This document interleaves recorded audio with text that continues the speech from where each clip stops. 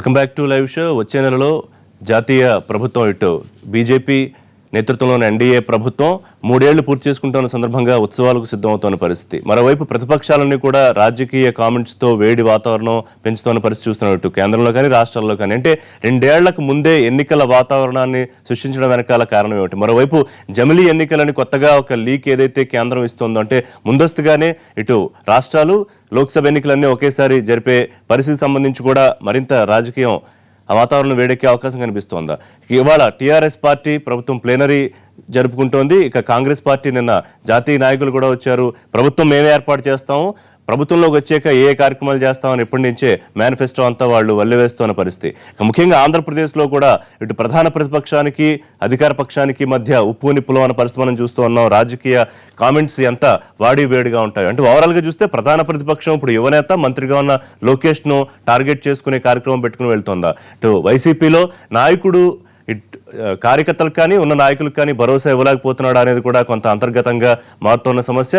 అధికార పక్షంలో ఇంటిపోరు కొంత ఇబ్బందులు తెస్తూ ఉంటే ఫిరాయింపులకు సంబంధించి ఇంకా అనుమానపు చూపులు ప్రతిపక్షంలో ఉన్నాయనేది. ఇక కాంగ్రెస్ పార్టీ పరిస్థితి చూస్తే ఎప్పటికైనా కోలుకుంటుందా లేదా అనే అనుమానం వ్యక్తం అవుతోంది. లేకపోతే ప్రధాన ప్రతిపక్షంగా ఉన్న వైసీపీతో కలిసి పోటీ చేయాలన్న ఆలోచనలో ఉందా? ఇక ముఖ్యంగా బీజేపీ దేశవ్యాప్తంగా ఉన్న బలాన్ని ఏపీలో పెంచుకోవాలనుకుంటోందా అనే అంశం మాట్లాడదాం. ఇక జనసేన అధినేత కూడా ఉన్నారు. ఆయన రాజకీయ సమీకరణాలు ఎవరికి అర్థం కావట్లేదా అనే చర్చ కూడా జరుగుతోంది. ఈ అంశాలన్నింటికి సంబంధించి అసలు ఏపీ పొలిటికల్ ఫైట్ ఎలా ఉండబోతోంది అనే చర్చ ఇవాళ చేద్దాం. లైవ్ షోలో ఇవాళ మొత్తం జాయిన్ అవుతున్నారు ఖమ్మంపాటి రామ్మోహన్ రావు గారు, మాజీ ఎంపీ, ఢిల్లీలో ఏపీ ప్రభుత్వ ప్రతినిధి, తెలుగుదేశం పార్టీ సీనియర్ నాయకులు. డీసీ గోవింద్ రెడ్డి గారు, ఎమ్మెల్సీ, వైఎస్ఆర్సీపీ ముఖ్య నాయకులు. సిహెచ్ సుందర రామశర్మ గారు, ఏపీసీసీ నేత, పార్టీ లీగల్ సెల్ చైర్మన్ గా ఉన్నారు. ఇక విజయవాడ నుంచి మనకి అందుబాటులోకి వస్తున్నారు బి రామకోటయ్య గారు, ఏపీ బీజేపీ అధికార ప్రతినిధి, ఈఎస్ఐసి మెంబర్ గా వారు ఉన్నారు. రైట్, మీతో ప్రారంభిద్దాం రామ్మోహన్ రావు గారు. ఒకటి నేను చెప్పినట్టుగా అప్పుడే రాజకీయ వాతావరణం వచ్చిందా? సాధారణంగా ఒక ఏడాది ముందు అట్లాంటి సిచ్యువేషన్ కనిపిస్తూ ఉంటుంది. కానీ ఈసారి దేశంలో చూసినా, ఇటు తెలుగు రాష్ట్రాల్లో చూసినా, ముఖ్యంగా ఆంధ్రప్రదేశ్లో అటువంటి వేడి కనిపిస్తుందా? ఒకటి, పార్టీలో అధికార పక్షాన్ని చూస్తే కొంత ఇంటిపోరు ఇబ్బంది పెడుతున్న పరిస్థితి ఉందని ఒప్పుకోవాలా? అంటే ముందు మీరు రాజకీయ వాతావరణం గురించి అడిగారు కాబట్టి దేశం మొత్తంలో కూడా ఏంటంటే చర్చ. మొన్న ఏదైతే ప్రెసిడెంట్ ఆఫ్ ఇండియా ఆయన అడ్రస్ చేసిన స్పీచ్లో కూడా, లేదా ప్రధానమంత్రి కానీ ఎన్నికలన్నీ ఒకేసారి జరిగితే కనుక మంచిది అని ఒక పిలుపుచ్చారు. అంటే పార్లమెంట్ ఎన్నికలు కానీ, అసెంబ్లీలు కానీ, అన్ని రాష్ట్రాలు కూడా. సరే, సాధ్యాసాధ్యాల మీద కొంత హోంవర్క్ చేయాల్సిన అవసరం ఉంది. అంటే సపోజ్ 19 ఎన్నికలు ఉన్నాయి, 6 నెలల ముందు రాష్ట్ర ప్రభుత్వాలు జరగాల్సి ఉంటే వాటిని పోస్ట్ పోన్ చేయొచ్చు. అదేవిధంగా తర్వాత 19 తర్వాత జరగాల్సినవి కూడా ముందు పెట్టవచ్చు. అలా కాకుండా 2 ఏళ్ల గ్యాప్ ఉన్నాయి కొన్ని రాష్ట్రాలు. వాటిని ఏ విధంగా తీసుకుంటారు అనేది కూడా కన్సిడరేషన్లో తీసుకోవాలి. కాబట్టి సాధ్యాసాధ్యాల మీద ఒక వాతావరణం రావడం జరిగింది.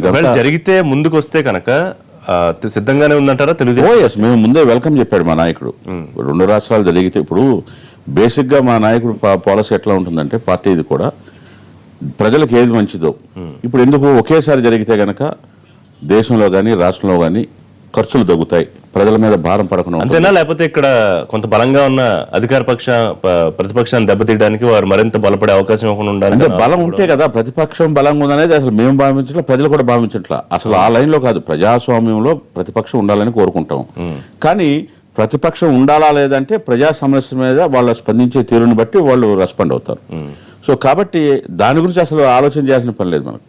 అంటే జాతీయ స్థాయిలో నరేంద్ర మోడీ గారు ఆలోచన చేస్తున్నారు కాబట్టి, వాళ్ళకి మేము కూడా ఎన్డీఏలో భాగస్వాములు ఉన్నాం కాబట్టి వాళ్ళ ఆలోచనకు అనుగుణంగా ముఖ్యమంత్రి గారితో కూడా వాళ్ళు చర్చించుకున్న తర్వాత నిర్ణయాలు ఏర్పాటు చేస్తారని అందులో సీఎం గారు సభ్యుడిగా అన్నారు, వెల్కమ్ చెప్పారు. అదేవిధంగా తెలంగాణ సీఎం కూడా వెల్కమ్ చెప్పారని కూడా మనం పత్రికలో చూసాం. ఏది ఎన్నికల ముందస్తు వచ్చినా లేదా కలిపి పెట్టినా సిద్ధంగా ఉన్నామని ఆయన సుముఖత చెప్పే అది ఒక ఆస్పెక్ట్. రెండోది పార్టీ పరిస్థితి ఇవాళ, అంటే నా పాయింట్ ఏంటంటే క్రమశిక్షణ అనగానే తెలుగుదేశం పార్టీ, ఇది మీరు చెప్పే మొదటి నుంచి ఒక మాట. కానీ ఇవాళ మంత్రివర్గ విస్తరణతో ఇక ఆ ట్యాగ్ లైన్ తీసేయచ్చు అంటారా? అప్పటి నుంచి బయటపడ్డ, అంటే ఎప్పటి నుంచో అణుచుకున్న అసంతృప్తి అప్పుడు బయటపడిందా?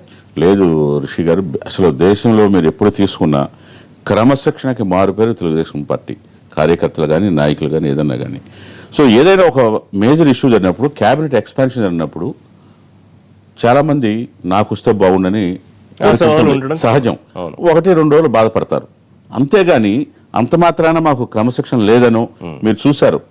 వాళ్ళ యొక్క ఏదైతే బాధను వ్యక్తపరిచారే కానీ అనేక మంది ఎవరైతే ఆ రోజు అసంతృప్తి అనుకున్నారో వాళ్ళందరూ కూడా మేము పార్టీలోనే ఉంటాము, కాకపోతే ఆ రోజు బాధ కలిగింది, ఏ విధంగా ఉండబోతుంది భవిష్యత్తు అంటే భవిష్యత్తు అయిపోయిన తర్వాత చిత్తూరు ఎంపీ శివప్రసాద్ కామెంట్ చూసాం. సీనియర్ నాయకుడు, ముఖ్యమంత్రికి సన్నిహితుడు ఆయన కూడా బహిరంగంగా అంటే ఆయన క్యాబినెట్ కి దానికి సంబంధం లేదు, లేదు అసంతృప్తి విషయం మాట్లాడారు. అయిపోయింది, అసంతృప్తి విషయం మాట్లాడు. ఇప్పుడు బొజ్జల గోపాలకృష్ణ గారు పార్టీలో ఉంటానే ఆయన ఇచ్చారు, నరేంద్ర గారు ఎవరైతే మీరు అనుకున్నారో ఆ పేర్లతో అందరూ కూడా మళ్ళీ పత్రికాముఖంగా కూడా చెప్పారు. మీకు అదే చెప్తున్నారు, ఇప్పుడు మాది ఒక కుటుంబం, ఇప్పుడు ఏదైనా ఒక ఇష్యూ వచ్చినప్పుడు ఆ ఇష్యూని అధ్యక్షుల వారికి చెప్పుకుంటారు, ఆ బయటికి వెళ్ళిన తర్వాత పరిస్థితుల ప్రభావం వల్ల ఆ నిర్ణయం అది కానప్పుడు కొంత బాధ ఉండొచ్చు. బట్ దట్ డజంట్ మీన్ మాకు క్రమశిక్షణ లేదు అనే దానికి అసలు క్రమశిక్షణకి మారుపేరే తెలుగుదేశం పార్టీ. మీరు ఎక్కడికి వెళ్ళినా ఇప్పుడు ఎందుకంటే మీకు తెలుసు గత ఎన్నికలప్పుడు గాంధీ భవన్లో ఫర్నిచర్ తగలబెట్టిన దాఖలాలు ఉన్నాయి, పార్టీ ఆఫీసులో మల్లగొలాలు పెట్టిన దాఖలాలు ఉన్నాయి, కాన్స్టిట్యూన్సీలో కొట్టుకున్న దాఖలాలు ఉన్నాయి. మా పరిస్థితి సరే అంటే కాంగ్రెస్ పార్టీలో జరిగితే దాశిరి పోకర్లు, తెలుగుదేశం పార్టీలో కూడా జరిగాయి, కుర్చీలు గాల్లోకి లేచాయి సమావేశాల్లో, వాళ్ళని కూడా కాషన్ చేశారు కదా ముఖ్యమంత్రి గారు. క్రమశిక్షణ ఎవరు తప్పినా, క్రమశిక్షణ పాటించకపోయినా పార్టీ చర్యలు తీసుకుంటుందని కూడా ఆయన స్పష్టంగా చెప్పారు. అక్కడ దాని మీద ఎక్కడ కాంప్రమైజ్ కారు. మిగతా అంశాలు కూడా మాట్లాడదాం, ఎన్నికలకి ఏ రకంగా సంసిద్ధంగా ఉన్నారనేది. గోవింద్ రెడ్డి గారు, ఒకటి యువనేత కొత్తగా మంత్రిగా కేబినెట్లోకి వచ్చిన లోకేష్ ను టార్గెట్ చేసుకునే వైసీపీ ప్రధాన అస్త్రంగా ముందుకెళ్లాలనుకుంటుందా? నిన్న రోజాగా ప్రెస్ మీట్ కానీ లేకపోతే అంత ముందు సోషల్ మీడియా ద్వారా మీరు పార్టీ చేస్తున్న కామెంట్స్ కానీ, అంటే ప్రతి అడుగులోనూ ఒక తప్పును వెతికే ప్రయత్నం చేస్తోందా? దాన్ని టార్గెట్గా పెట్టుకోవాలనుకుంటున్నారా ప్రధానంగా? తన ఒక్కనే టార్గెట్ పెట్టుకోవాలని కాదు, కానీ అంటే తెలుగుదేశంలో జరుగుతున్నటువంటి అంటే వాళ్ళు తీసుకున్నటువంటి నిర్ణయాల వల్ల ప్రజలకి ఏ విధంగా దూరంగా అవుతా ఉన్నారు, పరిపాలనకు ఎంత దూరంగా అవుతున్నారు అనేటువంటి విషయంలో ఒక ప్రతిపక్ష పార్టీగా మేము ఖచ్చితంగా కూడా అది ఎక్స్పోజ్ చేయాల్సినటువంటి అవసరం ఉంది. ఇప్పుడు అంటే ఈయన ఇచ్చేటువంటి ఈవెన్ ఎలక్షన్కు ముందు కూడా ఏ విధంగా ప్రతిపక్ష పార్టీలను తీసుకొని టికెట్లు ఇచ్చిన తర్వాత వైఎస్ఆర్సీపీలో ఉన్నటువంటి అనేక మంది శాసనసభ్యులను తీసుకొని 21 మంది శాసనసభ్యులను తీసుకొని ఏ విధంగా ప్రతి నియోజకవర్గంలో కూడా ఎట్లా ఉందంటే అక్కడ అంతా కూడా నివురు కప్పిన నిప్పులా ఉంది. వాళ్ళ అధికారి పట్ల అసంతృప్తి. ఇప్పుడు మీరు తీసుకున్నారు మొన్న జమ్మలమడుగులో ఏ విధంగా కుర్చీలతో కొట్టుకున్నారో, ఒకరికొకరు అని చెప్పి తిట్టుకున్నారో, ఆ విధంగా అలాంటి నియోజకవర్గాలు బోలెడు ఉన్నాయి. కానీ ఏదో అధికారాన్ని బయట పెట్టుకొని వాళ్ళు ఆ విధంగా అట్లా ఎందుకు ఇప్పుడు దీంట్లో ఏం కావాలి, ఏదో ఒక విధంగా బుజ్జగింపు చర్యలు అక్కడ కానీ. ఫర్ ఎగ్జాంపుల్ నంద్యాల ఇప్పుడు ఉప ఎన్నిక వస్తా ఉంది, ఎక్కడ కూడా సంతృప్తిగా పార్టీలో ఉండేటువంటి నాయకులు లేరు, ప్రజలకైతే మరింత దూరం అయిపోయినారు. ఎందుకంటే ప్రజా సంక్షేమ కార్యక్రమాలు ఇది అధికార పక్షం మీద మీ వ్యూ. నేనేమడుతున్నా అంటే ప్రధాన ప్రతిపక్షం ఇవాళ నాయకుడు మీలాంటి నాయకులు కానివ్వండి లేకపోతే కింది స్థాయి క్యాడర్ కానీ ఒక భరోసా ఇవ్వడంలో ఫెయిల్ అవుతున్నారా? ఎందుకు ఇప్పుడు మేము ఎక్కడ కూడా ఇప్పుడు అధికార పార్టీ చేసేటువంటి అనేకమైనటువంటి చర్యల్ని ఎండగట్టడంలో మేము మా నాయకులు కానీ లేకపోతే మిగతా పార్టీలో ఉండేటువంటి అగ్రనాయకులు కానీ ప్రతి ఒక్కరు కూడా మరి అన్ని కూడా ఎక్స్పోజ్ చేస్తూ ఉంటాం. మీరు అసెంబ్లీలో కానీ ప్రతి ఒక్కటి కూడా చాలా ఎఫెక్టివ్గా చెప్పడానికి. 2 రోజుల క్రితం జరిగిన రివ్యూ మీటింగ్లో తీవ్ర స్థాయిలో అధినేత అసంతృప్తి వ్యక్తం చేశారని, చేయాల్సిన స్థాయిలో మీరు నియోజకవర్గాల్లో కార్యక్రమాలు చేయట్లేదు, ప్రభుత్వాన్ని ఇరుకులు పెట్టేలాగా మీరు కార్యాచరణ తీసుకోవట్లేదు అని అందరికీ క్లాస్ స్పీకింగ్ మాట వాస్తవం కదా? ఇప్పుడు జనరల్గా పార్టీలో ఉన్నప్పుడు ప్రతి ఒక్కరు కూడా కష్టపడి పనిచేయాలని చెప్పి నాయకుల దగ్గర నుంచి సూచనలు వస్తాయి. అంటే ఎక్కువ మంది ఎవరైనా కాన్సన్ట్రేట్ చేయకపోతే ఆ నియోజకవర్గంలో ఇది ఏ విధంగా చేయాలి, ఏ విధంగా మనం ప్రజలతో ఇంటిగ్రేట్ కావాలి అనేటువంటి విషయాలు చెప్పడంలో తప్పు లేదు. అదంతా కూడా నాయకులకు ఆయనకు వచ్చేటువంటి ఫీడ్బ్యాక్ను బట్టి ఆ సూచనలు సలహాలు. అంటే ఇప్పుడు గడప గడపకు ప్రోగ్రామ్ ఉంది గోవింద్ రెడ్డి గారు, దాంట్లో కనీసం 10 నుంచి 15% మంది ఎమ్మెల్యేలు కానీ నాయకులు కానీ పూర్తి స్థాయిలో చేయట్లేదు అనేది ఒక రిపోర్ట్. సో దాని మీద తీవ్ర అసంతృప్తి ఉన్న విషయం మీకు కూడా తెలియదు కాదు. అంటే మీరు అంటున్న ప్రభుత్వ వ్యతిరేకతను ప్రధాన ప్రతిపక్షం తనకు అనుకూలంగా మలుచుకోలేకపోతుంది అనేది కీలకమైన పాయింట్. అదే అంటే ఇప్పుడు మేము చాలా ముందు నుంచి కూడా ప్రతి నియోజకవర్గంలో కూడా ఎవరక్కడ కోఆర్డినేటర్స్, ఎవరు రేపొద్దున ఆ నియోజకవర్గాన్ని ఒక ఇన్ఛార్జిగా తీసుకొని అక్కడ కార్యక్రమాలు చేయాల్సినటువంటి విషయాన్ని చాలా ముందుగానే మా నాయకులు అది నియమించడం జరిగింది. అది it is a very bold step. మరి ఏ విధంగా ముందుకు తీసుకుపోవాలి ఆ నియోజకవర్గంలో, ఏ విధంగా ఈ కార్యక్రమాలు తీసుకుపోయినటువంటి విషయం ఆయన ఒక టార్గెట్ ముందుగానే ఇచ్చినారు. దాంట్లో కొంతమంది వెనకుండొచ్చు, కొంతమంది ముందుండొచ్చు, అందరూ కూడా అంతే ఎఫిషియెంట్గా పనిచేస్తున్నామని చెప్పడం లేదు. కానీ బట్ అదంతా రివ్యూ చేసినప్పుడు ఆయన ఖచ్చితంగా క్లియర్ కట్గా ఆయన లేపిదో మీరు పలాంది చేయడం లేదు, ఈ విధంగా చాలా తక్కువగా ఉన్నాయి, మీ ప్రోగ్రెస్ బాగాలేదు, మీరు ఈ విధంగా చేస్తే గిన రేపు పొద్దున మళ్ళీ మిమ్మల్ని చేంజ్ చేయాల్సినటువంటి అవసరం కూడా వస్తుంది అనేటువంటిది మాత్రము క్లియర్ కట్గా చెప్పడం జరుగుతూ ఉంది. సో ఈ విధంగా రివ్యూ జరుగుతూ ఉన్నాయి. కాబట్టి ఒక విధంగా నాయకులకి మధ్యలోనే ఒక కాన్ఫిడెన్స్ లోపిస్తోంది అనేది, ఇంకా ఫిరాయింపులు వెళ్తాయా, ఇంకా అధికార పార్టీకి వెళ్తారా, ఇంకా గోడ దూకే బ్యాచ్ ఉన్నారా అని అనుమానపు చూపులో ఉన్న పరిస్థితి ఇంకా ఉంది కదా. అట్లాంటిది ఏం లేదండి. ఎవరు కూడా ఇంకా బయటికి వెళ్ళాలని ఇప్పుడు వీళ్ళందరికీ కూడా ఇప్పుడు మీరు చూసినారా, అసలు మేమేం చెప్తా వచ్చినాము, మీరు 21 మందిని తీసుకున్నారు, అట్లీస్ట్ మంత్రులుగా వచ్చిన వాళ్ళందరినీ కూడా రాజీనామా చేపించేసి మీరు రేపు పొద్దున ఎన్నికలకు బొమ్మని చెప్పినాము. చెప్పడం చాలా సులువుగానే ఉంటుంది, కానీ 21 మంది రాజీనామాలు చేయించి మళ్ళీ గెలుచుకోవద్దా? అది ఈజీ కాన్సెప్ట్, ఈజీ టాస్క్ అది. అదే అంటే గెలుచుకునేటువంటి నమ్మకాలు లేవు వాళ్ళకు, ఉన్నింటికి రాజీనామా చేసిండే వాళ్ళు. ఏదైనా జరగచ్చు కదా, గెలవచ్చు, గెలిస్తే అప్పుడు మీకు ఇబ్బంది, వాళ్ళకి ఇబ్బంది. అది ఇప్పుడు ఛాలెంజ్ తీసుకోవాలి. గెలిస్తే గెలవనేయండి, వాళ్ళకు కూడా ఓకే వీళ్ళ మీద నమ్మకం ఉంది అని చెప్పొచ్చు. కానీ అట్లా కాకుండా ఒక నిమిషం మీ దగ్గర కూర్చోమని శర్మ గారు, బుద్ధా వెంకన్న మాట్లాడుతూ పులివెందుల మీరు ఖాళీ చేయండి, అక్కడ లోకేష్ చేస్తారు, అదేంటి అది అంటే ఆయనతో పోటీ పడాలా లేకపోతే ఆయన పక్క తప్పుకుంటూ లోకేష్ చేస్తారా, అట్లా అది ఆయన అర్థం కాలేదు. అంటే బేసిక్గా అన్నది ఏంటంటే మాటితే ఎన్నికలు అంటున్నారు కదా, ఆ ఎన్నికల దాని మీద ఆ కాంటెస్ట్ లో అతను కోట్ చేయడం జరిగింది. నేనేమనంటే గోవిందరెడ్డి జగన్మోహన్ రెడ్డి పోటీగా లోకేష్ ఎన్నికలు అనేవి నేనేమంటున్నానంటే ఎన్నికలు జరపవచ్చు, గెలుపు ఓటములు ఉంటాయి, అది కాదు. ప్రతిసారి ఎన్నికల కోసమే మీరు అనుకుంటే అసలు మనం అభివృద్ధి ఎప్పుడు చేస్తాం? ఆ సమయాన్ని వాళ్ళు అడిగేది నాకు అర్థమైంది. ఈ కార్యక్రమం ఎక్కడ బిగిన్ అయింది? బేసిక్ గా జగన్ గవర్నర్ గారిని కలిసి బయటకు వచ్చి నేను 20 రోజుల్లో ప్రభుత్వాన్ని కూల్చేస్తా, శాసనసభ్యులు నాతో టచ్లో ఉన్నాడని ఆయన అన్నాడు. ఇది మేము కాదు అన్నది. అన్న తర్వాత మా నాయకుడు ప్రతిదానికి ప్రతిపక్ష పార్టీగా ప్రజా సమస్యల మీద, ఇప్పుడు ఇందాక మీరే చెప్పారు, యాక్చువల్గా మీరు అడిగిన ప్రశ్న కూడా గోవిందరెడ్డి గారు సమానం చెప్పలేకపోయారు. ఏది 20% కొంతమంది గడపడకపోతే ఎదగలేకపోయారు అని అంటే ఆయన కొంచెం ఘాటుగా మాట్లాడారని చెప్పారు. ఆ విధంగా నేనేమంటున్నానంటే వాళ్ళు ప్రజా సమస్యల్ని, ప్రభుత్వం ఉంది కాబట్టి మీరు ప్రతిపక్షం ఉన్నారు, సరిగా స్పందించట్లేదు కాబట్టి అభివృద్ధికి ఏదైతే మేము చూస్తున్నామో దానికి అడ్డుపడుతున్నారు కాబట్టి శాసనసభ్యులు అక్కడ ఉండలేక, అంటే నాయకత్వం ఎప్పుడు కూడా కాన్ఫిడెన్స్ ఇవ్వాలి. ఆ యువతంలో వైఫల్యం చెందారు కాబట్టి వాళ్ళ మీరు ఇప్పుడు ప్రజలకు ఏం చర్చ జరుగుతుంది, ఈయన ప్రతిదీ విమర్శిస్తున్నారు, అందువల్ల ప్రతిపక్ష పాత్రలకి ఏదైతే ఉందో అక్కడ వ్యాక్యూమ్ వచ్చింది. ఇప్పుడు అందుకు జగన్ చేయలేకపోతున్నాడు కాబట్టి పవన్ కళ్యాణ్ అక్కడక్కడ పబ్లిక్ ఇష్యూస్ మీద వెళ్తా ఉన్నాడు. వీరన్న పాయింట్ లీడ్ చేసుకుని శర్మ గారు, ప్రతిపక్షాన్ని ఆ పాత్ర కోసం ఒక వ్యాక్యూమ్ ఉంది, ఆ వ్యాక్యూమ్ ఫిల్ చేసే పరిస్థితిలో కాంగ్రెస్ లేదు, ఒప్పుకుంటారా? ఎందుకంటే విభజన శిక్ష నుంచి ఇంకా విముక్తి కాంగ్రెస్ పార్టీకి దొరకలేదు. దొరుకుతుందనే ఒక నమ్మకం ఉందా రానున్న రోజుల్లో? ఫస్ట్ అసలు ప్రతిపక్ష వ్యాక్యూమ్ కాదు, అధికార పక్షంలో కూడా వ్యాక్యూమ్ ఉంది ఇవాళ. ఓకే, ఎందుకంటే అధికార పక్షం కూడా ఇవాల్టి రోజున చాలా విషయాల్లో ఫెయిల్ అవుతుంది. మీరు కనుక మామూలుగా చూసేటట్లయితే ఆయనే చెప్తా ఉన్నారు చాలా మీటింగుల్లో, మీరు కనుక ఈ రకంగా కనుక చేసేటట్లయితే ప్రజలు బయటికి రోడ్డు మీదకి రారు, కానీ రేపు ఎన్నికల్లో చూపిస్తారు అని ముఖ్యమంత్రి చంద్రబాబు నాయుడు గారు క్లియర్గా వాళ్ళ పార్టీ వాళ్ళకి చెప్పారు. అంటే ఆయనకు కూడా అర్థమైంది ఏమనంటే ఇదివరకటిలాగా ప్రజలు బయటికి వచ్చి ఉద్యమాలు చేయటం కానీ ధర్నాలు చేయటం కానీ ఇవన్నీ జరగట్లేదు.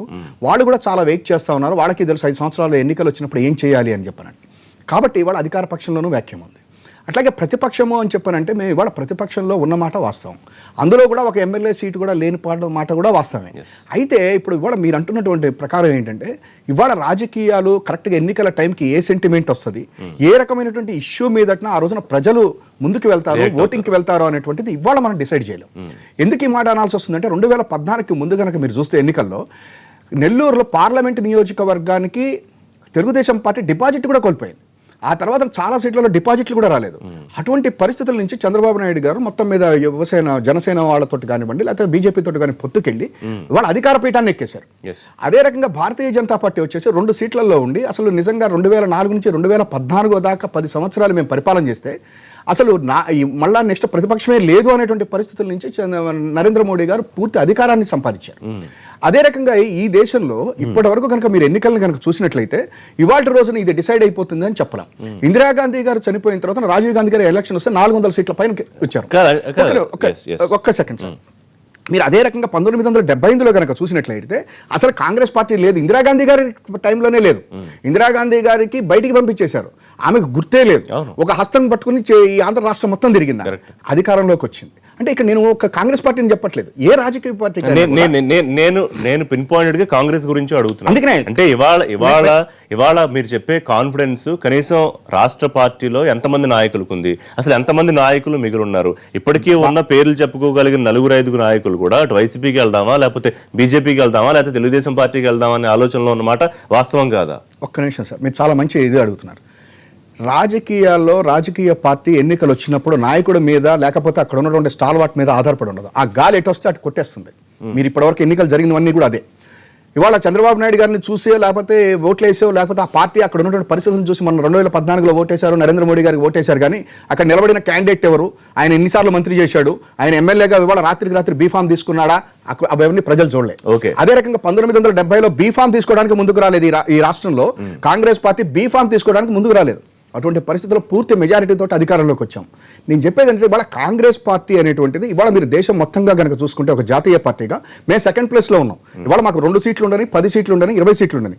గోవా వెళ్ళండి, మణిపూర్ వెళ్ళండి, ఉత్తరాంచల్ వెళ్ళండి, ఉత్తరాఖండ్ వెళ్ళండి, ఎక్కడికి వెళ్ళినా సరే. అంటే ఇప్పుడు ఇంకొంచెం క్లియర్గా ఇప్పుడు అంటే రాహుల్ గాంధీ అనే నాయకుడు ఆశీస్సులతో మీరు రాష్ట్రంలో ఎదుగుతారని చెప్పదలుచుకున్నారా, ప్రత్యామ్నాయం అవుతారని చెప్పదలుచుకున్నారా, అధికారంలోకి వస్తారని చెప్పదలుచుకున్నారా, లేకపోతే జగన్మోహన్ రెడ్డి నాయకత్వంలో వైసీపీతో కలిసి ముందుకు అడిగేసి బలపడదాం అనుకుంటున్నారా? కొంచెం క్లారిటీ. ఒకటి సార్, ఫస్ట్ నేషనల్ పార్టీస్ ఏవైనా సరే ప్రాంతీయ పార్టీలతో వెళ్ళటం అనేటువంటిది జరుగుతుందా జరగదా అనేది ఎన్నికల టైంలో డిసైడ్ అవుతుంది. ఎందుకంటే బీజేపీ తెలుగుదేశం పార్టీ ఎన్నికలు వచ్చినప్పుడు మాత్రమే వెళ్ళారు. 2004 నుంచి 2014 వరకు వాళ్ళిద్దరు కూడా ఒకరికొకరు ఇది చేసుకుంటా ఇబ్బందులు పెట్టుకున్నటువంటి వాళ్ళు ఇక్కడ వెళ్ళారు. మేము ఇక్కడ ఏమని చెప్తున్నాం అంటే ఇవాళ ఇంకా ఎన్నికలు రాలే, ఇంకా ఎన్నికలకి ఇంకా 2 సంవత్సరాల టైం ఉంది. ఒకవేళ మీరు అన్నట్టు జమిలీ ఎన్నికలు ఇంకా ముందుకు వస్తే, జమిలీ ఎన్నికలు ఇవాళ ఈ రాష్ట్రంలో జరిగినాయి, 2 కలిసే జరిగినాయి మనకి. అయితే ఇంకా కొంచెం ముందుకు వస్తే ఏమవుతుంది, 2018కి వస్తే అని చెప్పని ఒక 4-5 నెలల ముందు వచ్చినంత మాత్రం నుంచి పెద్ద ఇదేమీ మారదు. రెండోది కాంగ్రెస్ పార్టీకి వచ్చేసరికి రాహుల్ గాంధీ అనేటువంటి ఆయన ఒక నాయకత్వం వహిస్తున్నారు, పార్టీ ఉపాధ్యక్షుడు. ఆయన డెఫినెట్ గా ఆయన మీదనే మేము ఎన్నికలకి వెళ్తాం. ఎట్లయితే భారతీయ జనతా పార్టీ నరేంద్ర మోడీ గారు, తెలుగుదేశం పార్టీ చంద్రబాబు నాయుడు గారు, ఇక్కడ కేసీఆర్ గారు లాగా మా నాయకుడు ఇవాళ రాహుల్ గాంధీ గారే. సోనియా గాంధీ గారు పెద్ద ఉన్నప్పటికీ కూడా రాహుల్ గాంధీ గారి యొక్క నేతృత్వంలోనే ఈ కాంగ్రెస్ పార్టీ ముందుకెళ్తుంది. రాష్ట్ర నాయకత్వం మీద అదే నేను చెప్పబోతున్నాను సార్. ఇప్పుడు ఎప్పుడైతే రాహుల్ గాంధీ గారు వచ్చారో ఇవాళ రఘువీరారెడ్డి గారు కానీ, కేవీపీ రామచంద్రరావు గారు కానీ వాళ్ళ పార్టీని మాకు లీడ్ చేస్తా ఉన్నారు. ఇంకా మిగతా నాయకులందరూ కూడా ఉన్నారు. మీరు ఇంకొక మాట అంటున్నారు, కొంతమంది బయటికి వెళ్ళిపోతారేమో అని చెప్పని. రాజకీయ పార్టీలో బయటికి పోవటం, లోపల రావటం అనేటువంటిది ఏం పెద్ద పట్టించుకోవాల్సిన అవసరం లేదు.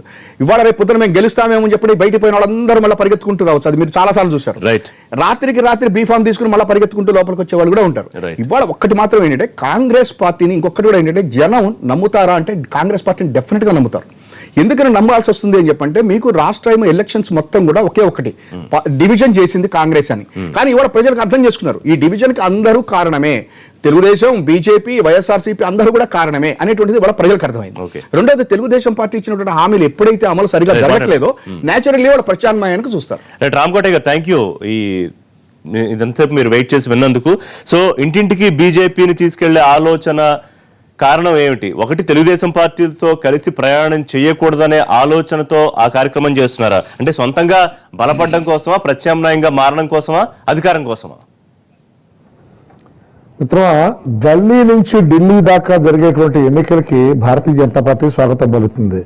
ఏదైనా సరే వార్డు స్థాయిలో పార్టీని బలోపేతం చేసి ప్రజల యొక్క ఆలోచన సరళిని మార్చాలనే ఒక నరేంద్ర మోడీ గారి యొక్క ఆలోచనతో దీన్ని ముందు తీసుకెళ్తున్నాం. అలాగే వార్డు మెంబర్ నుంచి పార్లమెంటు సభ్యుడి వరకు ఒక్కసారి ఎన్నికలు కనుక జరిగితే దీనికి ఒక మార్పు వస్తుంది. ప్రజల యొక్క తీర్పును ఆల్రెడీ రిజర్వ్ చేసుకున్నారు. ఇప్పుడు సుందరరామ శర్మ గారు చెబుతున్నారు మా నాయకుడు, మాకు పరిపూర్ణంగా మా నాయకుడు రాహుల్ గాంధీ అని చెప్పి చెబుతున్నారు. ఎందుకంటే నాకు చాలా సంతోషంగా ఉంది. ఎందుకంటే ఆయన నాయకత్వాన్ని వారు అంతలా సపోర్ట్ చేస్తున్నారంటే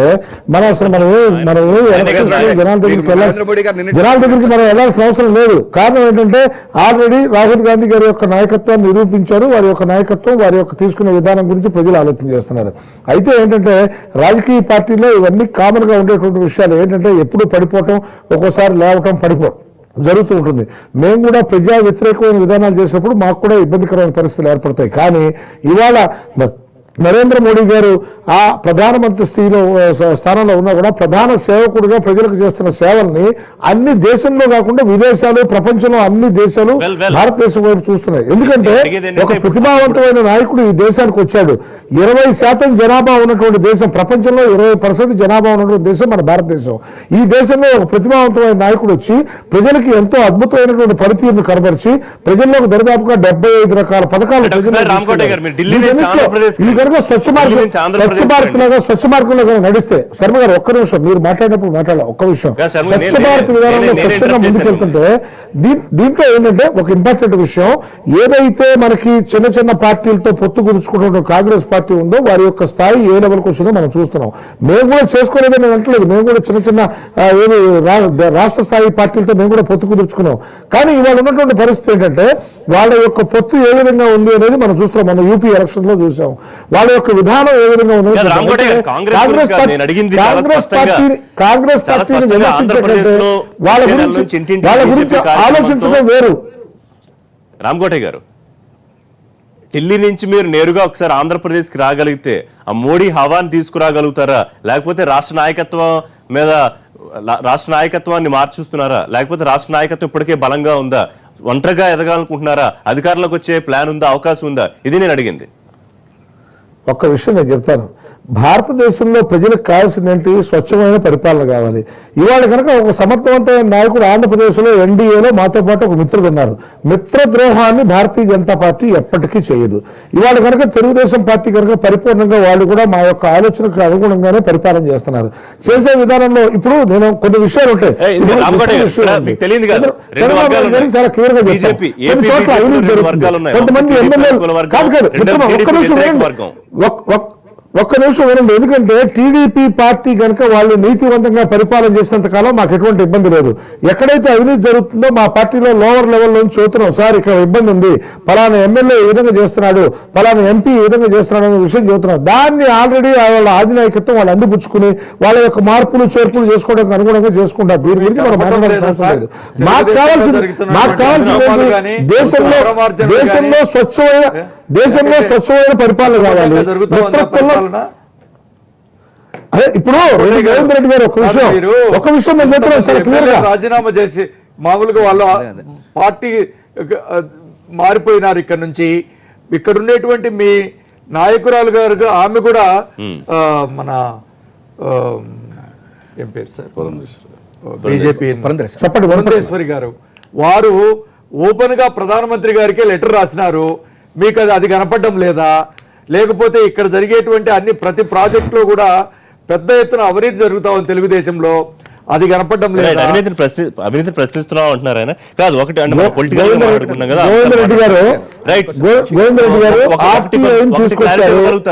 తీసుకొచ్చారు. ఒకవేళ తెలుగుదేశం పార్టీలో కానీ వాళ్ళ యొక్క సంబంధించిన విధానంలో కానీ ఏమన్నా ప్రాబ్లమ్స్ ఉంటే మీరు తెలియజేయండి, దాంట్లో వచ్చిన తప్పు లేదు. దానికి సంబంధించిన విధానాల్లో విధి విధానాల్లో ఎప్పుడు ఇబ్బందికరమైన పరిస్థితి వస్తుంది. ఎవరైనా సరే కొన్ని విషయాల్లో కొన్ని ఇబ్బందికరమైన పరిస్థితులు ఉన్నాయనుకోండి, వాటిని మనం మార్చాల్సిన అవసరం ఉంది. ఇప్పుడు నిజంగా కనుక రాష్ట్రంలో అవినీతి జరుగుతుందనే విషయం కనుక ఉంటే కనుక ఆ విషయంలో స్వాగతిస్తున్నాం. రామకోటయ్య గారు, నా స్ట్రైట్ క్వశ్చన్ ఏంటంటే, ఆంధ్రప్రదేశ్ లో బీజేపీ మిత్రధర్మాన్ని పాటిస్తూ తెలుగుదేశం పార్టీతో కలిసి అడుగులేస్తూనే బలపడుతుందా, లేదా పరిస్థితులు బట్టి ఎన్నికల నాటికి సొంతంగా పోటీ చేసి సొంతంగా ప్రత్యామ్నాయంగా ఎదగడమో అధికారంలోకి వచ్చే ఆలోచనలో ఉందా? ఇది నా ప్రశ్న. ఒకే ఒక విషయం అండి, భారతీయ జనతా పార్టీ ఇవాళ దేశంలో ఉన్న 125 కోట్ల మంది జనాభాలోకి మోడీ అనే ఒక నాయకుడు ప్రతి హృదయంలోకి వెళ్లారు. ఇంతకు ముందు చాలా మందికి ఇప్పటివరకు చాలా మంది ఇందిరాగాంధీ గారు బతికే ఉన్నారనే ఆలోచనలో ఉన్నటువంటి ప్రజలు చాలా మంది ఉన్నటువంటి కార్యక్రమంలో నుంచి ఇవాళ దాంట్లో నుంచి తీసుకొచ్చి ఒక మోడీ అనే ఒక నాయకుడు ఉన్నాడనే విధానాన్ని ప్రతి ఒక్కరికి తెలుసుకున్నారు.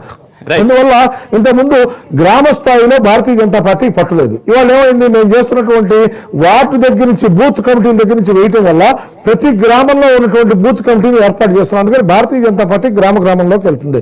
వెళ్ళటం జరిగేది ఏంటంటే పార్టీలో మాట్లాడాల్సిన అవసరం ఉంది. జనసేన అధికార ప్రతినిధి మనతో మాట్లాడడానికి ఫోన్ లైన్ లో ఉన్నారు, దిలీప్ కళ్యాణ్ సుంకర. కళ్యాణ్ గారు చెప్పండి, ఒకటి జనసేన అధినేత పవన్ కళ్యాణ్ గారి రాజకీయ మూవ్స్, రాజకీయ సమీకరణాలు ఎవరికి అర్థం కాని పరిస్థితి ఉంది అంటే ఒప్పుకుంటారా? ఇంకా అర్థం కాకపోవడం ఏం లేదు సార్. పార్టీని మేము ప్రకటించిన రోజే పార్టీ యొక్క అంతర్గత నిర్మాణం లేదు కాబట్టి హుటాహుటి 2014లో మేము పార్టిసిపేట్ చేసి ఓట్లు చీల్చి ఆ రోజు ప్రజలను మేము అంశంలో పెట్టడం అనేటువంటిది కరెక్ట్ కాదు కాబట్టి అప్పుడున్న సామాజిక పరిస్థితులు ఇప్పుడున్న వేర్పాటు విధానాల వల్ల అనుభవజ్ఞుడు నాయకుడు ఉంటే రాష్ట్రం యొక్క పరిపాలన సులభంగా ఉంటుందనేటువంటి ఉద్దేశంలో టీడీపీకి సపోర్ట్ చేసినాం. ఆ తర్వాత క్రమంలో చాలాసార్లు మేనిఫెస్టో వర్సెస్ అచీవ్మెంట్ లో ఏదైనా సమస్యలు ఉన్నా అలాంటి సమస్యల మీద మేము ప్రభుత్వం దృష్టి తీసుకెళ్తాం. కొన్ని సమస్యలు వాళ్ళు సానుకూలంగా స్పందించడం జరిగింది. మా పార్టీ నిర్మాణం అనేటువంటిది కూడా అతివేగవంతంగా వచ్చే సంవత్సరం మార్చిలో కంప్లీట్ చేస్తామనేటువంటి సంగతి 2 నెలల క్రితం చెప్పడం, అంటే అనంతపురంలో దానికి సంబంధించిన ప్రకటన చేయడం మా పార్టీ ఇప్పటికి ఉన్న ఒక విమర్శ మీరు వినే ఉంటారు. ఒకటి, ఒక సమస్య ఉంటుంది, దాన్ని జనసేన అధినేత పవన్ కళ్యాణ్ అడ్రస్ చేస్తారు, దాన్ని గవర్నమెంట్ పరిష్కరిస్తుంది. ఇదంతా ఒక అండర్స్టాండింగ్ వ్యవహారంతో జరుగుతోంది అని అటు వైసీపీ కానీ ఇతర ప్రతిపక్షాలు కానీ విమర్శిస్తున్న పరిస్థితి ఉంది కదా. అడ్రస్ చేస్తే ఏ ప్రభుత్వమైనా పనిచేస్తుందండి.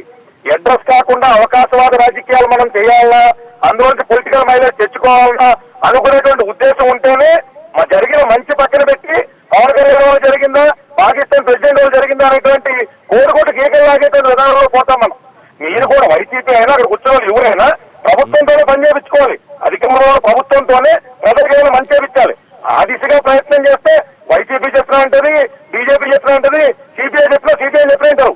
చెప్పే విధానం ఎట్టుంటది. ప్రజా సమస్యను పరిష్కరించాలని చిత్తశుద్ధి ఉంటే సమస్య పరిష్కారం తీసుకొని అడుగులు పోతాయి. ఓట్లు వర్సెస్ మనకు ఖచ్చితంగా కోట్లు రాస్తే మనకు పోయిన సీట్లు అనే వేరే చేసుకునే విధానంలో ప్రతిదానికి ప్రభుత్వాన్ని కార్నర్ చేయాలనుకున్నప్పుడు సమస్య పరిష్కారం జరగకపోగా పవన్ కళ్యాణ్ ఎప్పుడూ లోపల గారి ఒప్పందం కింద జరుగుతుందని అభియోగపూరితమైన ఆనందాన్ని పొందడానికి ఆస్కారం ఉంటుంది తప్ప జరిగే విషయాలు మేము ప్రభుత్వం మీద ఫైల్ తీసుకెళ్తున్నాం, వాళ్ళు పరిష్కరిస్తున్నారు.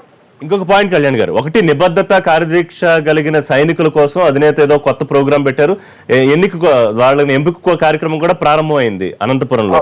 సో అంటే కొత్త సైన్యంతో పాత సమస్యల మీద పోరాడే ప్రయత్నం అధికార పార్టీతో కలిసి ఉంటుందా, అధికార పార్టీకి ఎదురుగా వెళతారా వచ్చే ఎన్నికల నాటికి? వాస్తవంగా ఈ విషయాన్ని 1-10 సార్లు మా అధినేత గానీ మేము కానీ కూడా చెప్పడం జరిగిందండి. రాజకీయ సమీకరణలు అనేటువంటి ఏ రోజైనా కూడా జనసేన పార్టీ సిద్ధాంతాల ప్రకారం ప్రజా సంక్షేమం దృష్ట్యా ఉంటుంది తప్ప పార్టీ ప్రయోజనాలు అనేటువంటి సెకండ్ ప్రిఫరెన్స్ ఉంటుంది. సో తెలుగుదేశం పార్టీతో కలిసి వెళ్లేది లేనిది ఈ నాటికైతే తేలలేదు, అంతేనా? ఇప్పటికీ ప్రస్తుతానికి అయితే మిత్రపక్ష వైఖరిలోనే మేము ఎదురుకెళ్తున్నాం. ఏదైనా సమస్యలు ఉన్నప్పుడు వాళ్ళ దృష్టికి తీసుకెళ్తున్నాం. 2019 మా వైఖరి రకంగా ఉంటుందంటే మేము పార్టీ అధినేతలు సెట్ చేసుకుంటాం. వాట్ అవుట్ బీజేపీ అండి? బీజేపీతో యుద్ధమేనా? బీజేపీ అయితే ఒక టోటల్ ప్లాన్ చేస్తుంది. ఎందుకంటే అన్ని హామీలను కూడా తొంగలోకి తొక్కేసినారు. ఒక స్పెషల్ స్టేటస్ విషయం తీసుకున్నా, లేకపోతే స్పెషల్ ప్యాకేజీ చట్టబద్ధత కల్పించిన విషయం తీసుకున్నా అది టోటల్లీ గ్రాన్ కేసు అండి. ఒకవేళ టీడీపీ వాళ్ళతో ప్రయాణం చేస్తే చేయొచ్చు, కానీ రాజకీయ ప్రయోజనాల రీత్యా జనసేన అయితే సుస్పష్టంగా ఉందండి. మళ్ళీ వాళ్ళతో కలిసి పనిచేయడానికి ముందు వాళ్ళు ఇచ్చేటువంటి హామీలు అయితే నెరవేర్చాలి. హామీలు నెరవేర్స్తే చిత్తశుద్ధితో పూర్తి స్థాయిలో వాళ్ళతో మెత్తకి మేము కంటిన్యూ చేయడానికి ఇష్టపడుతున్నాం. కానీ ఇచ్చిన హామీల సంగతి ఏంటి? మన హామీలు నెరవేర్చకపోతే ప్రజల ముందుకు వచ్చి బహిరంగ క్షమాపణ చెప్పేటువంటి విధానం ఉన్నదా? అంశాల మీద వాళ్ళు ఎదురు చర్చించుకుంటే ఆ తర్వాత మా పార్టీ ఎదురు దాని కూడా సానుకూలంగా స్పందిస్తారు. ఒక్క నిమిషం, ఎనీ రియాక్షన్ రామకోటయ్య గారు? బీజేపీ గాన్ కేసు అన్నారు. హలో, బీజేపీ గాన్ కేసు అన్నారు జనసేన అధికార ప్రతినిధి కళ్యాణ్. ఏమన్నారు? గాన్ కేసు అయిపోయింది. బీజేపీ ఏం చేయలేదు. మీరు ప్రత్యేక హోదా అన్నారు, మోసం చేశారు. విభజన హామీలకు సంబంధించి క్లారిటీ లేదు. రాష్ట్రానికి చాలా ఇస్తా ఉన్నారు, మీరు చెప్పే లెక్క లక్షల కోట్లలో ఉంటుంది, ఇక్కడ వేల కోట్లు కూడా రాని పరిస్థితి. ఈ అంశాలకు సంబంధించి ఇప్పుడు ప్రజల్లో నిన్న నిన్న నిన్న ఒక చోట చూస్తే ఒక డెంటల్ డాక్టర్కి రాజమండ్రిలో కోపం వచ్చి ఒక పత్రికా ప్రతినిధి మీద తిరగబడ్డాడు. ఏంటయ్యా అంటే మేము కూడా రాజకీయాల్లోకి వస్తున్నాం అన్నాడు. అట్లాగే వీళ్ళు మాట్లాడే మాటలు ఎలా ఉన్నాయంటే ఎవరికి కోపం వచ్చినా సరే వచ్చి రాజకీయాల్లోకి వస్తున్నాం, మేము ఏదో చేస్తున్నాం అనే ఆలోచన చేస్తున్నారు. అట్లాగే బీజేపీ ఎవరిని ఏం మోసం చేసింది, ఏ రాష్ట్రానికి ఏమి ఇచ్చింది, ఆంధ్ర రాష్ట్రానికి ఎంత ఇచ్చింది, 2,12,000 కోట్లు ఎంత ఇచ్చింది, దేని మీద ఏమి ఇచ్చిందని ప్రజలకు స్పష్టత ఉంది. ఎందుకంటే ప్రజలు దాన్ని అబ్జర్వ్ చేస్తున్నారు. ఇవాళ వచ్చి మాకు బీజేపీ మోసం చేసింది, బీజేపీకి ఏమీ లేదు. మిమ్మల్ని చాలా సార్లు పత్రికాముఖంగా ప్రజాముఖంగా ఎన్నోసార్లు కొన్ని వందల సార్లు అడుగుతున్నాం, మీకు ఏం కావాలి, ఈ రాష్ట్రానికి కేంద్రం నుంచి కావాల్సిన ఏమున్నాయంటే మాకు కావాల్సిన ప్రత్యేక ప్రతిపత్తి తప్పితే మిగతా ఏం లేదంటున్నారు. మీకు ఏమేం కావాలి? నిన్న కాక నిన్నటికి నిన్న మనకి వేరే కంపెనీ వచ్చి 10,000 కోట్ల రూపాయలు ఆంధ్ర రాష్ట్రంలో పెట్టుబడి పెడుతున్నాయి. ఇలాంటి పెట్టుబడులు పెడుతుంటే మీరు మిగతా విషయాల్లోకి వచ్చేసి బీజేపీకి మాకు ప్రతిపత్తి ఇవ్వలేదు అని అంటున్నారు. రాష్ట్రానికి ఏం కావాలి, ఎవరికి ఏం కావాలని ఒక పేపర్ మీద మీరు రాసేయండి. జనసేన అంటోంది అధికార పక్షంతో కలిసి వెళ్తుందా, లేకపోతే అధికార పార్టీకి అండగా ఉంటుందా, విడిగా వెళ్తుందా అనే అంశం కూడా మాట్లాడదాం. చిన్న బ్రేక్ తీసుకుందాం. దిలీప్ గారు మీరు లైన్లో ఉండండి. బ్రేక్ తర్వాత మళ్ళీ మీతో మాట్లాడతా. షార్ట్ బ్రేక్ తర్వాత షో కంటిన్యూ చేద్దాం. Stay tuned.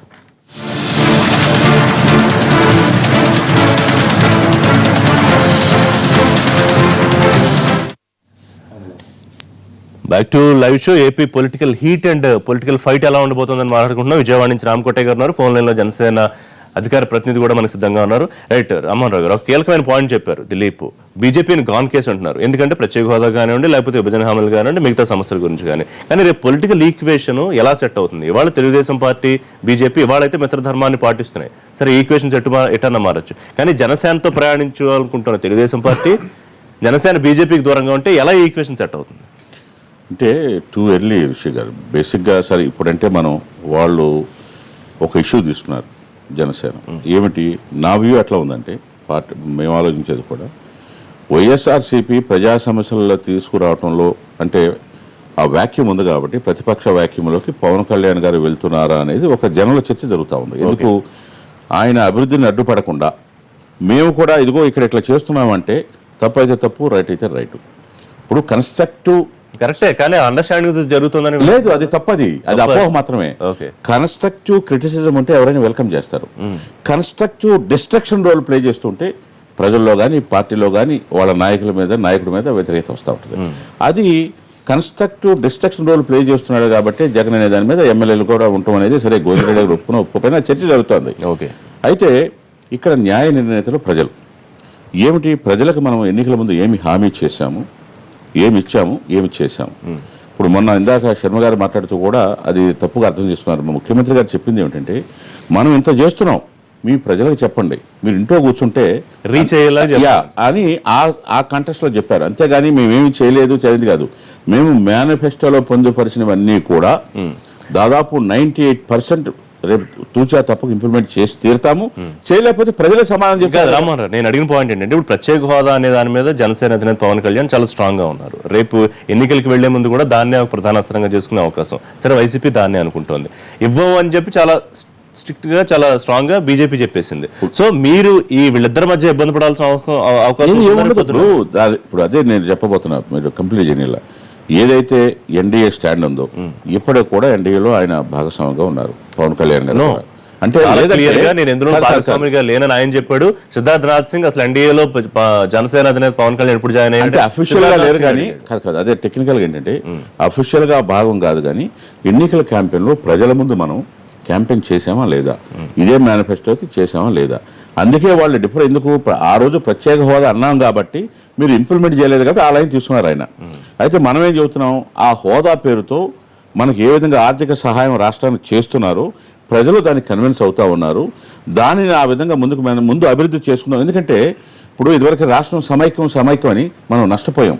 మనకి ఏది కావాలో మనం అడగలేకపోయాం. కళ్యాణ్ గారు, అలా కాకుండా మనకి ఇది కావాలి, మనం ఇది తెచ్చుకున్న రాష్ట్రాన్ని అభివృద్ధి చేసుకుందాం, అభివృద్ధికి ఎక్కడ అడ్డు రాకూడదు అని ముందుకెళ్తాం. కళ్యాణ్ గారు, ఈ పాయింట్ తో కన్విన్స్ అయ్యి రేపు కలిసి ప్రయాణించే అవకాశం ఉందా?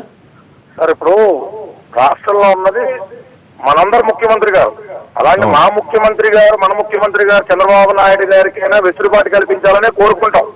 ఇవాళ కేంద్రం చేస్తుంది ఏంటంటే, చంద్రబాబు నాయుడు గారు అడిగినటువంటి పోలవరానికి సంబంధించి నిధులు ఇచ్చి ప్రజెంట్ చేత చెప్పాల్సినటువంటిది 17,000 కోట్ల డెఫిసిట్ ని పోర్చాల్సినటువంటిది పోర్చకపోగా 2,23,000 కోట్ల పాత్ర మీద చూపించి కాగితం గారడీ చేస్తుంది తప్ప ఇవాళ మన ముఖ్యమంత్రి గారికి కానీ టీడీపీ ప్రభుత్వానికి సైతం వెసులుబాటు కల్పించేది విధానం లేదు. అది వాళ్ళ మిత్రపక్ష ధర్మాన్ని పాటించి బహిర్గతంగా చెప్పట్లేదా, లేదా ఏ కారణం చేత చెప్పట్లేదా అనేటువంటిది అయితే వాళ్ళ రైట్ ఇన్ఫర్మేషన్ చట్టం వచ్చేసింది. కేంద్రం నుంచి మనకి ఏమైనా నిధులు వస్తున్నారనేటువంటిది ఒక సామాన్యుడు కూడా తెలుసుకునేటువంటి పరిస్థితి అయితే ఉన్నది. మనం ఎవరిని మభ్యపెట్టలేదు. ఎవరు మేము కోరుకునేది ఏంటంటే, ఎవరు పవర్ లో కూర్చున్నా కూడా సిద్ధాంత పరంగా ఆయన అందరూ చెప్పినట్టు మేము క్యాన్వాసింగ్ లో క్యాంపెయినింగ్ లో నమ్మి ఎండకెండే వర్షాలు కలిసి మా పార్టీ అధినేత బీజేపీ తరఫున కూడా ప్రచారం చేసినారు. ఇవాళ ఆయన అడిగింది మా ఇండివిజువల్ పార్టీ గొంతెమ్మ కోరికలు తీర్చమని కాదు, రాష్ట్రం యొక్క గొంతెమ్మ కోరికలు తీర్చమని కాదు, రాష్ట్రానికి రావాల్సింది ఇస్తానని చెప్పింది. కానీ చాలా క్లియర్ గా కళ్యాణ్ గారు, చాలా క్లియర్ గా ఆంధ్రప్రదేశ్ కే కాదు ఏ రాష్ట్రానికి ప్రత్యేక హోదా లేదనేది బీజేపీ అనేక సార్లు చెప్పింది. ఎప్పుడు జరుగుతుంది? ఉన్న 11 రాష్ట్రాలుగా ప్రజల చేత 2017 తీసేస్తా అన్నారు. మిడ్ ఆఫ్ 2017 వచ్చింది. 2017 ఎండింగ్ తీస్తారా, 2018 ఎండింగ్ తీస్తారా, 2019 ఎలక్షన్ అయితే తీస్తారా? కాదు, నాకు ఇంకొక విషయం స్పష్టం చేయండి కళ్యాణ్ గారు. ఇదే విషయం మీద మీరు డిఫర్ అయ్యి బీజేపీతో దూరంగా ఉంటారా, లేదా ఇదే విషయం ఇది కాదు ఎంతకన్నా మనకు బాగా చేశారని టీడీపీ అన్న మాటతో కన్విన్స్ అవుతారా? అదే కదా చాలా ఇంపార్టెంట్ ఈక్వేషన్. ఇందులో చాలా సింపుల్ సుస్పష్టమైన లాజిక్ సార్. పార్టీలు చెప్పినటువంటి ఆ యొక్క ప్రకటనలతో ఈ రోజు జనసేన ఈ క్వశ్చన్ కన్విన్స్ అవుతుంది. ప్రజలు ఏమనుకుంటున్నారు, ప్రజలకు వాస్తవాలు తెలియజేయాలా? మేము ఆ రోజు నుంచి ఈ రోజు ఒకటి అడుగుతున్నాం. స్పెషల్ స్టేటస్ బదులు స్పెషల్ ప్యాకేజ్ అనేటువంటిది అంత గొప్ప సంజీవన్ అయితే శ్వేతపత్రం రిలీజ్ చేయడానికి ఇబ్బంది అయింది. వచ్చేటువంటి ఫండ్స్ ఎంత, డిక్లేర్ ఎంత,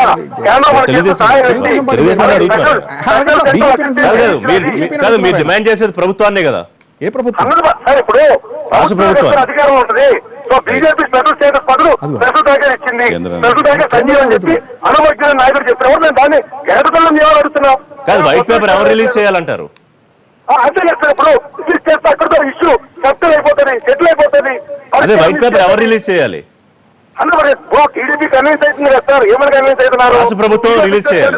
స్పెషల్ స్టేటస్ కూడా సంజయ్ అని చెప్తున్నారు కాబట్టి అనుమతి నాయకుడు చంద్రబాబు నాయుడు గారు వాళ్ళు కూడా మేము నమ్ముతున్నాం.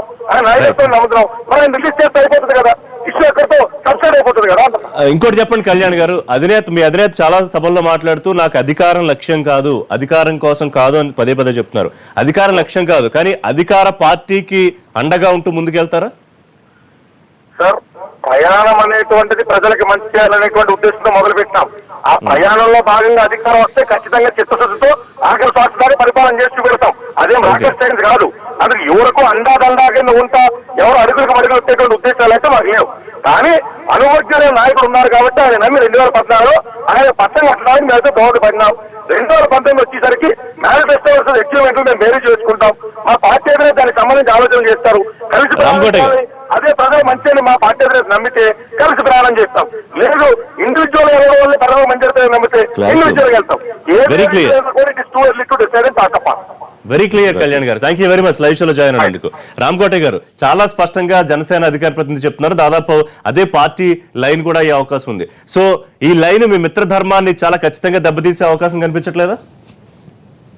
ఎట్టి పరిస్థితుల్లో కాదు. వాస్తవంగా ఏంటంటే మనకి వారి యొక్క డైలాగ్ నేను వారికి చేద్దాం అనుకున్నాను. వారికి ఒక తిక్కు ఉంది, దానికి ఒక లెక్క ఉంది అనే విధానాన్ని కరెక్ట్ గా క్లియర్ గా ఫాలో అప్ చేస్తున్నారు. ఏంటంటే రాష్ట్రంలో ప్రజలకు ఏం కావాలి, ఎలా చేయాలి, ఏం చేయాలి అనే దాని గురించి మాకు పరిపూర్ణమైన అవగాహన ఉంది. దాని ప్రకారం రాష్ట్రంలో పాటిస్తున్నాం. మా యొక్క ముఖ్యమంత్రుల తీరు తెంగులు మీరు అబ్జర్వ్ చేస్తున్నారు. ఆంధ్ర రాష్ట్రానికి కూడా ఒక సిస్టమేటిక్ విధానం ప్రకారం మన ఆంధ్ర రాష్ట్రానికి ఏమేమి కావాలో అన్ని ఇస్తున్నాం. ఇస్తున్న వాటిని ఆంధ్రప్రదేశ్ రాష్ట్రం కూడా ఎక్నాలెడ్జ్ చేస్తుంది. చేసిన వాటిని ప్రజల్లోకి తీసుకెళ్తున్నాం. వీటన్నిటిని ప్రజలు అబ్జర్వ్ చేస్తున్నారు. వీళ్ళు ఏమంటున్నారంటే వాళ్ళ మాట వాళ్ళకి చెప్తున్నారు. వాళ్ళు మాట్లాడే పాచిపోయిన లడ్డూలు. వాస్తవంగా చెప్పాలంటే ఇవాళ జనసేన మాట్లాడేటువంటి విధానం చాలా ఆశ్చర్యజనకంగా ఉంది. మాకు ప్రత్యేక ప్యాకేజీ కావాలనే ఒక మాట తప్పించి పోలవరం ప్రాజెక్టు ఉంది, దానికి సంబంధించిన పరిపూర్ణమైన నిధులు మేము ఇస్తున్నాం. అదేవిధంగా విద్య కావాలి, విద్యకు కావాల్సిన నిధులను మేము ఇస్తున్నాం. అలాగే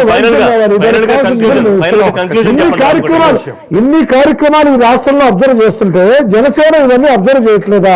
అవన్నీ వదిలేసేయండి. మా రాష్ట్ర ముఖ్యమంత్రులు యూపీలో మీరు చూడండి, అంత ప్రజాదరణ ఉన్నటువంటి రాష్ట్రంలో ఒక ముఖ్యమంత్రి రోడ్డు పక్కన నీళ్లు కొట్టుకుని తాగి ప్రజల్లోకి వెళ్లి పరిపాలన చేస్తున్నారు. ఆ విధానంలో ప్రజలకు ఏం కావాలి? ప్రజలు కట్టిన ట్యాక్సులు ఏవైతే కట్టారో ఆ ట్యాక్సులు పరిపూర్ణంగా ప్రజలకి అందుబాటులోకి వచ్చే విధంగా చేయాలి. ఒక రాష్ట్రానికి దోచిపెట్టడం, ఒక రాష్ట్రానికి దాచిపెట్టడం అనేది మాకు లేదు. ఆంధ్ర రాష్ట్రం విడిపోయినప్పుడు ఇచ్చినటువంటి మాటలు పరిపూర్ణంగా కట్టుబడి ఉన్నాం. ఆంధ్ర రాష్ట్రం అభివృద్ధి కోసం పరిపూర్ణంగా సహాయం చేస్తున్నాం. చేస్తున్న సహాయం అనేది ప్రజలకు కనబడుతుంది. ప్రతిరోజు పత్రికల్లో వస్తుంది, ప్రజలకు కనబడుతుంది. ఈ విషయాన్ని తట్టుకోలేకపోతున్నాయి ప్రతిపక్ష పార్టీలు. వాళ్ళు ఏంటంటే ఎవరైనా సరే ఒక్కసారి ప్రజల్లోకి వచ్చి వాళ్ళు ఇష్టం వచ్చినట్టు మాట్లాడుతున్నారు. ప్రజలు దీన్ని అబ్జర్వ్ చేస్తున్నారు. కాబట్టి భారతీయ జనతా పార్టీ సమాధానం చెప్పుకోవాలి. ఎవరన్నా మాట్లాడచ్చు, ఎవరన్నా విమర్శలు చేయొచ్చు, ఎవరన్నా అభిప్రాయం వ్యక్తం చేయొచ్చు. ఇవాళ ప్రత్యేక హోదా అనేటువంటిది, ఆంధ్రుల హక్కు అనేటువంటిది మెయిన్గా మీరు అన్నట్టుగా సెంటిమెంట్ ఇంకా ఉంది. ఎందుకు ఈ సెంటిమెంట్ ఇంకా ఉంది అని చెప్పంటే ఎన్నికల సమయంలో వెంకయ్య నాయుడు గారు కానీ చంద్రబాబు నాయుడు గారు నరేంద్ర మోడీ గారు చెప్పారు అది. అందుకని పవన్ కళ్యాణ్ గారు కూడా ఆ రోజున పక్కనే కూర్చున్నారు. కాబట్టి ఆయన ఏమంటున్నారంటే నాకు ప్రత్యేక హోదా అనేది మీరు ప్రామిస్ చేశారు కాబట్టి అది ఇవ్వండి అని చెప్పని పవన్ కళ్యాణ్ గారు దాని మీద నిలబడ్డారు. అయితే ఇక్కడ మేమేమంటున్నాం అంటే పవన్ కళ్యాణ్ గారు కానివ్వండి, ఇవాళ మా రఘువీరారెడ్డి గారు కానివ్వండి, ఇంకొక జగన్మోహన్ రెడ్డి కానివ్వండి, ఇంకో సిపిఐ రామకృష్ణ గారు కానీ వీళ్ళందరూ కూడా ప్రత్యేక హోదా కావాలంటున్నారు. అది ఇవ్వట్లేదు కేంద్ర ప్రభుత్వం అంటున్నారు. కానీ కేంద్ర ప్రభుత్వంతో పాటు చంద్రబాబు నాయుడు గారు కూడా దానికి ఒప్పుకున్నారు. ఇవాళ రోజున తెలుగుదేశం పార్టీ యొక్క స్టాండ్ ఏంటంటే మాకు ప్రత్యేక ప్యాకేజీ ఇచ్చారు, ప్రత్యేక హోదా అక్కర్లేదు అంటున్నారు. Right. కానీ ఈ ఒక్క విషయంలో కూడా పవన్ కళ్యాణ్ గారు మిగతా వాటికి ఎట్లయితే వెళ్ళి ఉద్యమాలు చేసి సో శర్మ గారు ఇదే అంశం దానికి మీద పవన్ కళ్యాణ్ ఇదే అంశం మీద మీరు అటు కేంద్ర రాష్ట్ర ప్రభుత్వాన్ని కాంగ్రెస్ వైసీపీలు కలిసి ఎదుర్కోబోతున్నాయి. కాంగ్రెస్ వైసీపీనే కాదు జగన్ మన పవన్ కళ్యాణ్ గారు కూడా మాతో పాటు కలిసి రావాలి. సిపిఐ రామకృష్ణ గారు ఎట్లయితే కలిసి వస్తున్నారో అందరం కలిస్తేనే ప్రత్యేక హోదా వస్తుంది అనేటువంటిది మా ఉద్దేశం. రైట్, ఫైనల్ ఈ ముగ్గురు అంటే ఈ సార్ ఒక్క నిమిషం రామకోటి గారు పార్టీలో కూడా అంటే జనసేన గానీ అర్థం చేసుకోండి. మనం ఒక్కసారి గమనిస్తే ఈ రాజకీయ చిత్రపటంలో ఆంధ్ర రాష్ట్రంలో తెలుగుదేశం పార్టీ జనసేనను గాని బీజేపీని గాని ఏ విధంగా వాడుకుంటుంది అనేది బాగా సుస్పష్టమైతా ఉంది. ఎందుకంటే ఒక సైడ్ వాళ్ళిద్దరి మధ్యనే గ్యాప్ పెంచడానికి టీడీపీ ముఖ్యంగా ఇక్కడ ప్రముఖ పాత్ర వహిస్తా ఉంది. ఒక చిన్న పని చేసినా కూడా దాన్ని హైలైట్ మీరు కొత్త పాయింట్ చెప్పారు. వస్తువు కాదండి, ప్రజలకు ఏది కావాలో అది చేయాలి, ప్రజలకు అభివృద్ధి కావాలి, దాని దిశగా వెళ్తా ఉంది. దీన్ని ఏ విధంగా వాడుకోవాలని చెప్పి దీంట్లో జనసేన ఒక పావుగా తెలుగుదేశం పార్టీ సిద్ధాంతం వెరీ క్లియర్ అండి. ఎన్నికలప్పుడు మాత్రమే రాజకీయాలు, మిగతాప్పుడు అభివృద్ధి చేసుకోవాలా, అభివృద్ధికి ఎవరు దోహదపడతారో వాళ్ళని ప్రజలు ఎంతవరకు అర్థం చేసుకుంటారనే పాయింట్ పక్షానికి అర్థం కాకపోయినా. థ్యాంక్ యూ వెరీ మచ్ అభివృద్ధి గారు, థ్యాంక్ యూ శర్మ గారు, థ్యాంక్ యూ రామకోట గారు, విజయవాడ ఎన్టీవీ స్టూడియో నుంచి లైవ్ లో అందుబాటులోకి వచ్చినందుకు. ఇది వాళ్ళ లైవ్ షో. రేపు లైవ్ షో తిరిగి కలుద్దాం. Keep watching NTV.